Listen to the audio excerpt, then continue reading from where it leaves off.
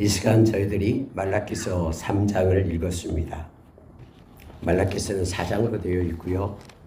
내일 새벽에 4장을 함으로써 성경 오차가 맞춰지게 되겠습니다.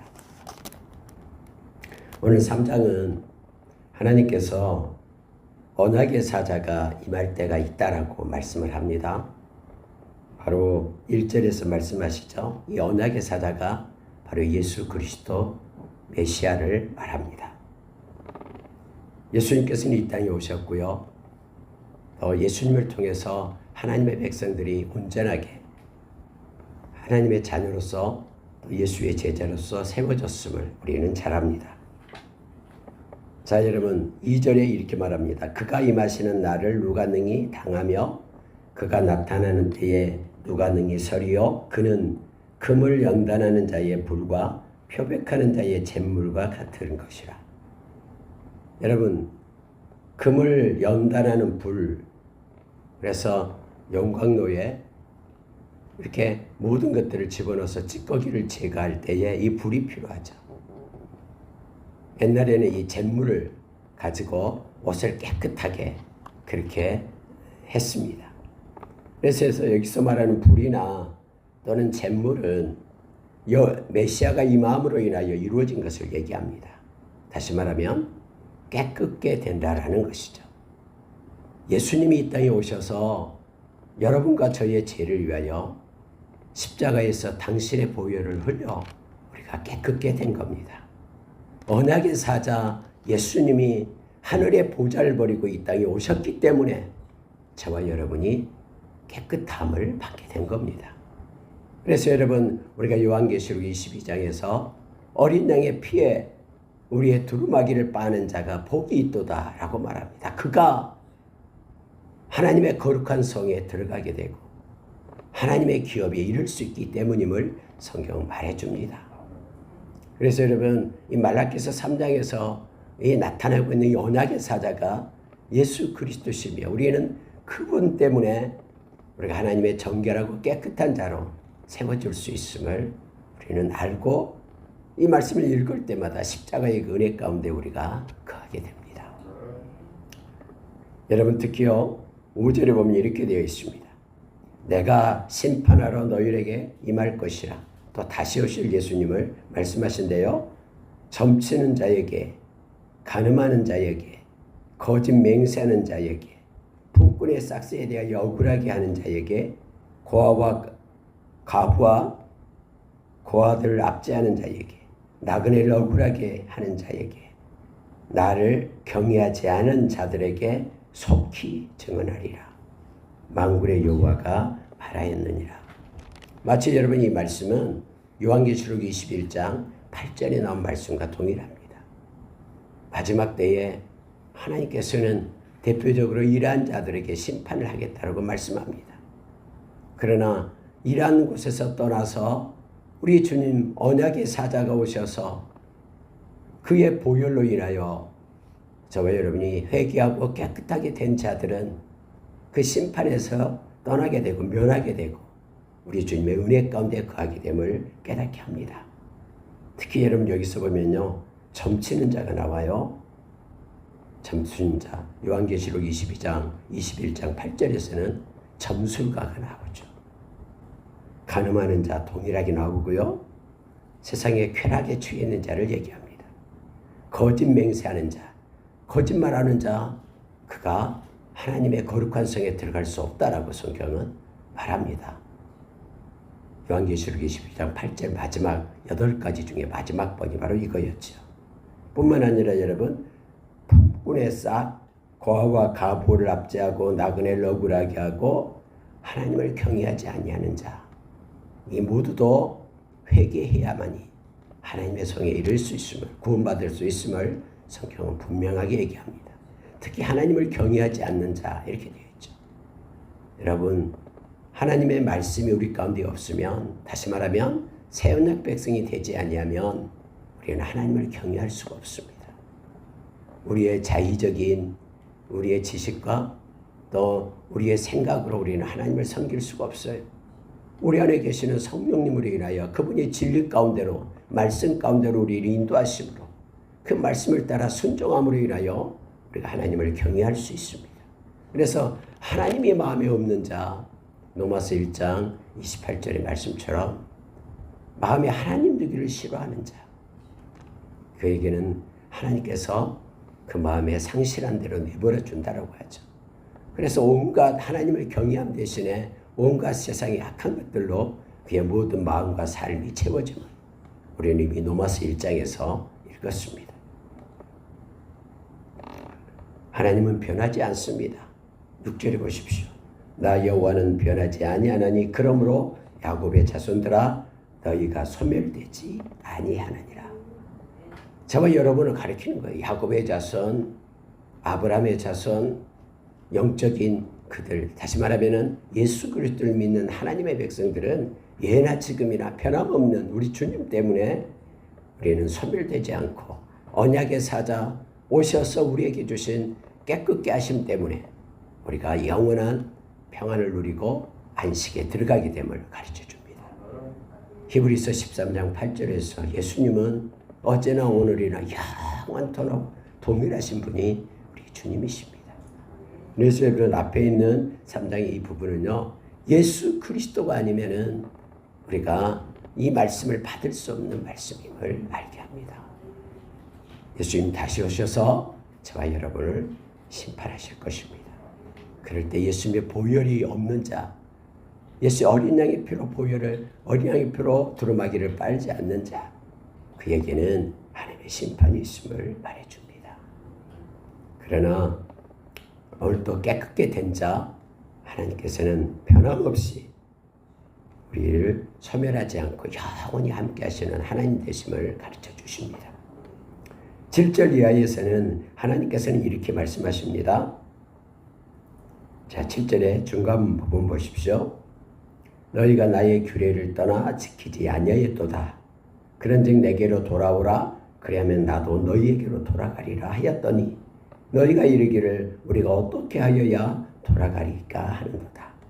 하나님께서 하나님의 백성에게 나에게로 돌아오라 라고 했는데 어떻게 하여야 돌아갑니까? 라고 물었다라고 얘기합니다. 이 말라기서는 언제나 질문을 하면서 하나님이 대답하는 그런 형식으로 나타내어 있죠. 어떻게 돌아갑니까? 라고 물을 때에 말씀으로 돌아가라 라고 하나님께서 우리에게 가르쳐 줍니다. 하나님께로 돌아간다라는 것은 결국 마음에 하나님의 법인 말씀을 갖게 되는 것이죠. 그 말씀을 삶으로 우리가 순종하는 것이 하나님께로 돌아가는 것입니다. 그래서 요한복음 14장 21절에서 23절에 보면은 우리가 예수님께서 너희가 나를 사랑하는 것이 뭐냐? 나의 계명을 지키는 것이 나를 사랑하는 것이다. 이렇게 말씀하시죠. 다시 말하면 우리 주님의 말씀, 하나님의 말씀을 마음에 담고 그 말씀을 따라 삶 가운데 순종하며 나가는 것이 하나님을 사랑하는 것이고, 하나님을 사랑한다라는 것은 마음에 로마서 5장 5절에서 말씀처럼 성령님이 계시기 때문에, 성령님이 하나님의 사랑을 우리에 부어주기 때문에 우리가 말씀을 붙잡고 거룩한 자로 살아갈 수 있음을 알게 합니다. 예수를 영접하지 않으면 우리 마음에 성령님이 없어요. 성령님이 없으면 성령님을 통해서만 우리가 하나님의 사랑을 받게 되고, 성령님을 통해서만 우리에게 임하는 하나님의 나라, 우리가 로마서 14절 17절 말씀처럼 그 하나님의 나라를 우리가 누릴 수 있잖아요. 성령 안에 있는 의와 희락과 평안의 그 나라를 가질 수 있는데, 또 로마서 8장 9절에서 우리가 읽었던 수레를 가서 봤던 말씀처럼 그리스도의 영 성령님이 우리 가운데 거하지 않으면 저와 여러분이 그리스도인이 아닙니다.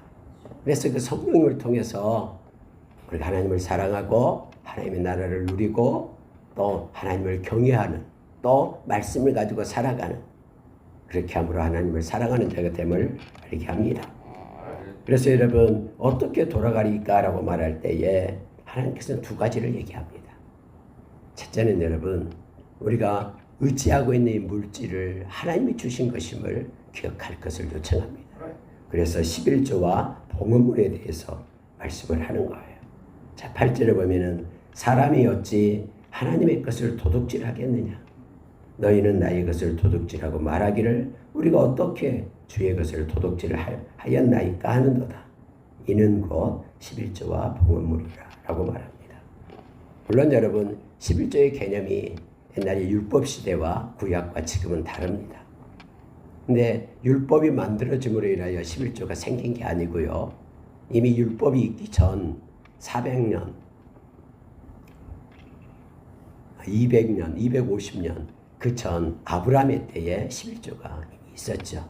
율법은 모세 때에 만들어진 거고요. 11조는 아브라함의 때에 만들어진 것입니다. 아브라함이 멜기세덱 그 제사장에게 아브라함이 이렇게 전쟁하고 와서 11조의 전리품을 드리죠. 그리고 또 야곱이 우리 베델에서 그 형 에서를 피해서 도망치다가 하나님 하늘의 문이 열리는 그 베델에서 하나님을 만나게 되죠. 그리고 그가 거기서 기도를 하게 됩니다. 이곳에 성전을 쌓고 11조를 하나님께 드리겠습니다. 이렇게 말하죠. 근데 오늘날 그때는 이제 다음에 모세 때 시내산에서 10계명을 받고 11조가 나오게 되죠. 내게 11조는 이제 레위의 삶을 위해서 드려지게 되고요. 또 레위의 11조는 제사장들의 삶을 위하여 드려지게 되고, 그리고 성전을 해서 일할 수 있게끔 그렇게 11조가 그렇게 율법에 의해서 만들어졌습니다. 근데 여러분 많은 이스라엘 백성들이요 11조를 잘 안 했어요.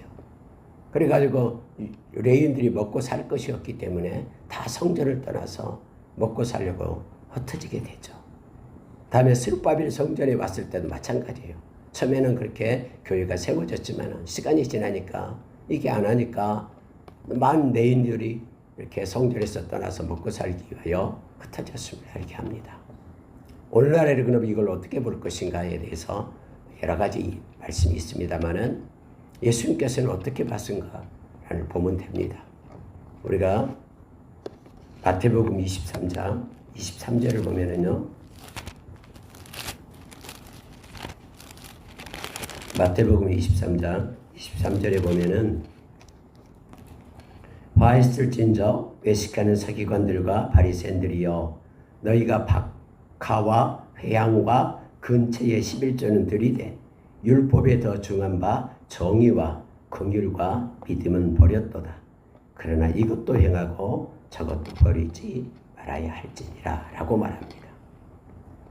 모든 봉헌물, 여기서 말해 11조를 비롯해서 모든 헌금은 우리가 고린도후서 8장 9장에서 8장 9장에서 말씀한 것처럼 거기에서는 억지로 행해서는 안 된다라고 말합니다. 반드시 자원하는 마음이 있어야 되고요. 마음의 기쁨으로 하나님 것에서 하나님 것을 드리는 마음이 있어야 됩니다. 그래서 빛을 내가지고 하나님께 드린다라는 것은 잘못된 거예요. 하나님이 주신 것 중에서 하나님 앞에 드려야 됨을 알게 합니다. 오늘 23절에서는 모든 봉헌물을 하나님께 드릴 때에는 반드시 세 가지를 기억하라라고 말합니다. 그게 뭐냐면 정의와 긍휼과 믿음을 가지고 하나님께 드릴 것을 말합니다. 옛날 성경에서는 의인신 세 가지였죠. 의인신이 마음이 있어야 되고 그러한 마음으로 하나님께 드려야 된다라고 말씀을 합니다. 그래서 여기서도 역시 하나님께서 내게로 돌아오라 하면서 첫째는요. 이 물질에 얽매이면 안 됩니다. 그래서 마태복음 6장 24절에서 예수님께서는 산상수훈에서 두 주인이 있다. 세상을 살아갈 때 하나님이 그의 삶을 이끄는 사람이 있고 또 하나는 물질이 그의 삶을 끌고 가는 사람이 있다. 그래서 물질을 물질을 탐욕 부리는 것을 우상숭배다라고 말하면서 하나님의 자리를 차지하고 있다라고 말합니다. 그래서 골로새서 3장 5절에서 땅의 지체의 것을 말할 때에 바로 우리 탐심을 얘기하면서 우상숭배다라고 말합니다. 세상은 점점 이 중심으로 갑니다. 디모데후서 3장 1절에서 5절의 말씀처럼 하나님 사랑하기보다는 하나님이 중심이 아니라 이제는 내 자아가 중심이 돼요. 그래서 내가 옳으면 옳은 거예요. 그래서 내 마음대로 행하는 거, 자기를 사랑하는 거, 두 번째는 돈을 사랑하는 거, 물질을 사랑하는 것에 매이게 되고, 세 번째는 쾌락을 사랑하는 것을, 자기가 좋아하고 자기가 즐겁고 하는 것을 위해서는 모든 것을 쓰고 행하는 그런 세상이 이처럼 하나님을 사랑 중심이 아니라 자기 자신과 물질과 또 쾌락 사랑으로 점점점 치닫고 있음을 알게 합니다. 그러나 하나님의 백성은 하나님의 사랑으로 나가야 됨을 오늘 가르쳐 줍니다. 그게 곧 말씀을 순종하는 것임을 깨닫게 합니다. 그러면서 여러분 10절, 11절, 12절 말하고 있는데요. 여기서는 이제 온전한 11조에 대해서 말하는데요. 11조가 이 헌금의 이제 가장 큰 중심이기 때문에 헌금을 대표해서 말하고 있는 것이죠. 만군의 여호와가 이르노라 너희의 온전한 11조를 창고에 들여 나의 집에 양식이 있게 하고 그것으로 나를 시험하여 내가 하늘문을 열고 너희에게 복을 쌓을 곳이 없도록 붙지 아니하나 보라. 만군의 여호와가 이르노라 내가 너희를 위하여 메뚜기를 금하여 너희 토지 소산을 먹어 없애지 못하게 하며 너희 밭에 포도나무 열매가 기한 전에 떨어지지 않게 하려니 너희 땅이 아름다워짐으로 모든 이방인들이 너희를 복되다 하리라. 만군의 여호와의 말이니라. 물론 이것은 세상의 물질적인 것뿐만 아니라 영적인 것들을 말합니다. 우리의 땅은요, 하나님이 주신 우리의 은혜를 나타냅니다. 우리의 영적인 지경에 하나님의 복이, 평안의 복이 임하고, 디모데전서 6장 5절 이하에서 말씀처럼 우리가 이 땅에 와서 아무것도 가지고 오지 않았고 떠날 때도 아무것도 가지고 가지 않되 이 땅에 우리가 거주하는 동안 하나님이 우리에게 공급해 주시고 먹이시고 입히시는 것임을 우리가 기억하기를 원합니다. 너희 땅이 아름다워질 것이다 라는 것은 우리의 영적인 토양, 그리고 우리의 이 땅에서 육적인 토양, 이 모든 것들이 하나님께서 공급해 주심으로 아름답게 되고, 메뚜기를 제함으로 하나님께서 그 산물을 보존시켜 주심을 알게 합니다. 여러분, 동일하게 예수님께서는 요한복음 6장 35절에서 내가 생명의 떡이다. 내게 오는 자는 결코 줄이지 않는다. 나를 믿는 자는 영원히 목마르지 않는다. 라고 주님은 말씀하십니다. 그래서 결코 줄이지 않고 목마르지 않는다라는 것은 육신적인 것뿐만 아니라 영적인 토양을 다 말하고 있음을 기억합니다.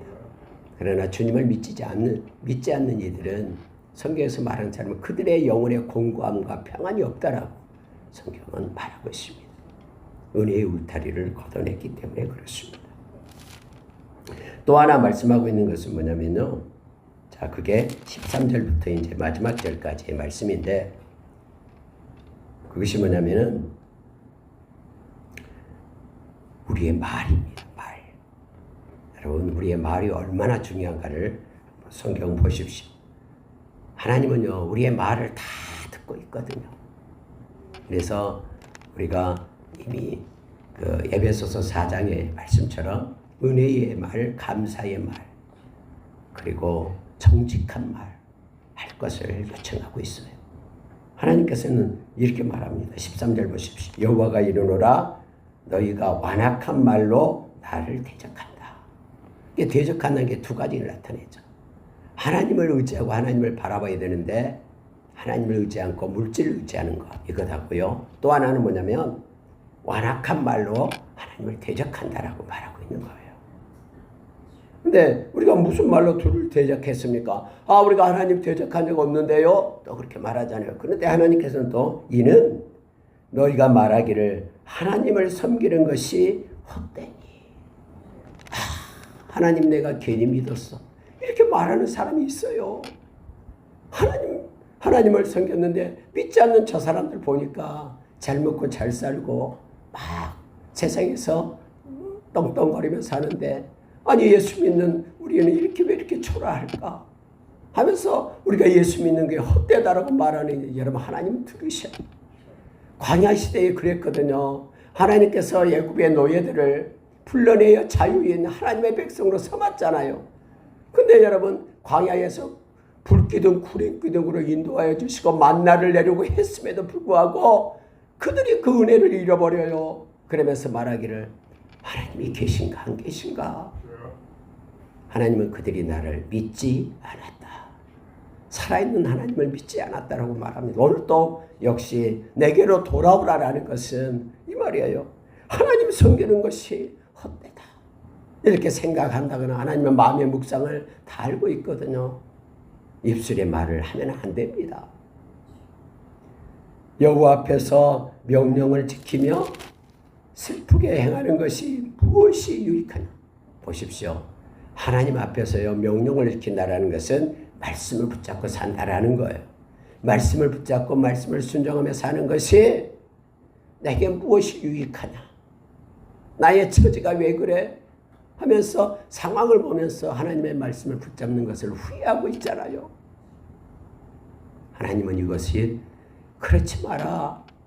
돌아오라. 라고 하나님께서는 말씀합니다. 다시 말하면 말씀을 붙잡고 살고 기쁨으로 말씀의 사람이 될 것을 요청합니다. 또한 여러분 이렇게 말합니다. 15절에 보십시오.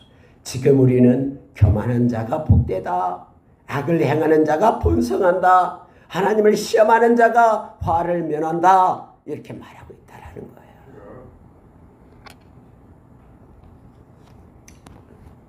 여러분 세상에 보면은 진짜 교만한 자가 복을 누리고 사는 거 보여요. 때로는 악을 행하는 자가 막 승승장구해요. 진급도 잘 돼요. 또 하나님을 시험하는 자가 하나님이 있다 없다 하면서 하나님 무슨 하나님이 있어 하면서 이런 사람들이요. 하나님 앞에 욕하는 사람들이요. 하나님을 막 멸시하고 무시하고 없이 여긴 사람들이요. 막 멀쩡하게 살아있어요. 화를 면하면서 살아있어요. 그러나 예수를 잘 믿는 사람들 어쩔 때는 사고도 나고 막 그래요. 그러니까 야 진짜 말씀을 붙잡고 사는 것이 헛되다라고 속으로 낙심하면서 생각해요. 그런 마음으로부터 돌아오라라고 말합니다. 여러분 이러한 일들이 우리가 시편에서 많이 보잖아요. 시편 37편도 또 시편 73편도 또 예레미야도 하나님 앞에 엎드려 왜 악인의 형통함이 있습니까? 그때 성전에 들어가서 기도할 때 깨달았다라고 얘기하잖아요. 하나님의 때가 있다라는 거예요. 심판의 때가 기다리고 있고 그러나 하나님의 백성들은 하나님의 또 은혜가 하나님의 보상이 기다리고 있음을 성경은 말합니다. 여러분 16절 읽어보면 너무나 큰 은혜를 받아요. 보십시오. 그때의 여호와를 경외하는 자들이 피차에 말하며 그때에 하나님의 때에 여호와를 경외하는 자들이 서로에게 말할 것이다라는 거예요. 여호와께서 그것을 분명히 들으시고 여호와를 경외하는 자와 그 이름을 존중히 여기는 자를 위하여 여호와 앞에 있는 기념책에 기록하였느니라. 하나님을 경외하는 자에게 하나님의 이름을 존중히 여기는 자에게 그의 이름을 여호와의 기념책에 기록됐답니다. 그때에 하나님께서는 그 책을 펴시며 우리에게 보상해 주심을 우리가 요한계시록 20장 11절 이하에서 분명하게 성경은 말해주고 있어요. 그러니 우리가 로마서 12장에서 12장 12절 어제 아침에 우리가 큐티를 나눴듯이 소망 중에 즐거워하라 지금은 힘들지만 그때 우리 주님께서 보상해 주시고 주님이 임재하신 파루시아 오신 그때 그것을 소망하면서 즐거워할 것을 말합니다. 그래서 어떤 환난 중에서 참을 것을 우리에게 요청합니다. 그리고 항상 기도할 것을 우리에게 말해주고 있습니다. 하나님의 때에 하나님께서는 이 땅에서도 보상해 줄 뿐 아니라 또 이 땅에서 보상되지 않는다 할지라도 우리 주님은 그것을 오늘 행위의 책 속에 기념책에 기록해 놓습니다. 하나님의 심판 때에는 두 가지 책이 있다 그랬죠. 생명책이 있고 행위의 책이 있습니다. 행위의 책을 보면서 기념책 그 책에 기록하고 다 보상해 주시는 하나님을 저와 여러분은 만날 것입니다. 그래서 우리가 소망을 가지고 즐거워하며 기뻐하는 자가 되기를 원합니다. 여러분 17절 보십시오. 만군의 여호와가 이르노라 나는 내가 정한 날에 그들을 나의 특별한 소유로 삼을 것이요 또 사람이 자기를 섬기는 이들을 아낌같이 내가 그들을 아끼리니 그때에 너희가 돌아와서 하나님께로 돌아옵니다. 의인과 악인을 분별하고 하나님을 섬기는 자와 섬기지 않는 자를 분별하리라. 여러분 주님 오실 때 분별됨을 우리는 당합니다. 마태복음 25장에서 예수님이 왕으로 오실 때 오른쪽과 왼쪽을 분별하고 있는 것을 우리는 봅니다. 오른쪽에 있는 이들을 위하여 주님은 말씀하십니다. 태초부터 정한 영원한 하나님이 금거둔 아름다운 그것을 가질 것을 영원한 생명을 얻게 될 것을 말하고 왼쪽에 있는 이들을 향해서는 영벌에 들어가게 됨을 성경은 말해줍니다. 여러분 말라기서가 지금 그것을 얘기하고 있습니다. 그러니 여러분 이 땅에서 말씀을 가지고 살 때에 조금 힘들더라도 다른 사람과 비교해서 좀 아프더라도 소망을 가지며 즐거워하기를 원합니다. 주님은 다 우리의 말을 기록하고 마음의 묵상을 기록하고 내가 다 보상해 주겠다라고 오늘 말씀을 주십니다. 환난 중에 기뻐하고 항상 기도에 힘쓰며 성령께서 우리의 마음을 장악하시고 기쁨과 평안으로 성령을 통해서 하나님의 나라를 우리의 마음에 부어주셔서 우리가 넉넉히 이길 수 있는 힘과 동력을 얻고 나아갈 수가 있습니다. 하나님 오늘도 우리의 모든 것을 기록하시고 기념책에 기록하고 계시는 그 하나님을 기억하기를 원합니다. 오늘 하루도 하나님께 영광 돌리고 믿음을 가지고 하나님께 돌아와서 주님과 동행하는 자가 되기를 예수의 이름으로 축원합니다. 함께 기도하겠습니다.